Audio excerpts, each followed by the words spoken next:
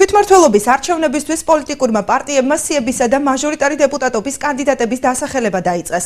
ნაციონალურმა მოძრაობამ ბათუმში უკვე წარადგინა მერობის საკუთარი კანდიდატიც. ქართულ ოცნებაში საკითხზე კონსულტაციები ჯერ კიდევ მიმდინარეობს. როგორ კომპლექტდება საარჩევნო სიები და რა კრიტერიუმის გათვალისწინებით სახელდებიან მაჟორიტარი დეპუტატობის კანდიდატები? ნინი ხარშილაძის სიუჟეტში. ერთიანმა ნაციონალურმა მოძრაობამ დღეს კიდევ ერთი მაჟორიტარი დეპუტატობის კანდიდატი პაატა აციმბა წარადგინა. პარტიის ოფისში ამბობენ, რომ კანდიდატების შერჩევას წინ საზოგადოების აზრის კვლევა უძღოდა. პოლიტიკური უმცირესობა მაისში საერთაშორისო ორგანიზაციისთვის დაკვეთილ კვლევასაც გაასაჯაროებს, საიდანაც გაირკვევა თუ რომელ ოპოზიციურ ლიდერს უცხადებს ნდობას მოსახლეობა. გავაკეთეთ შიდა კვლევები. ეს კვლევები ეფუძნებოდა ძირითადად მოსახლეობასთან შეხვედრისას ადამიანების მიერ გამოთქმულ აზრებს. ასევე სატელეფონო ზარები და ჩვენ პარტიულ აქტივთან საკუთარი აზრების გაზიარებას და შეჯერებას.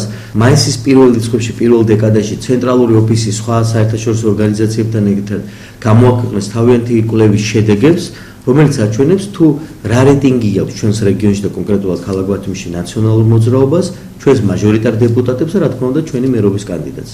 კოალიცია ქართულ ოცნებაში ამ ეტაპზე კანდიდატების შესარჩევად კონსულტაციები მიმდინარეობს. როგორც მისი წარმომადგენლები აცხადებენ, მასში შემავალი პარტიების რეიტინგების კვლევა არ ჩაუტარებიათ. პარტია ქართული ოცნება დემოკრატიული საქართველოს ბათუმის ოფისში ამბობენ, რომ საარჩევნოდ კანდიდატების არჩევა მოქალაქეების აზრის გათვალისწინებით მოხდა, თუმცა როგორც აღმოჩნდა, გამოკითხვა თავად აწარმოეს.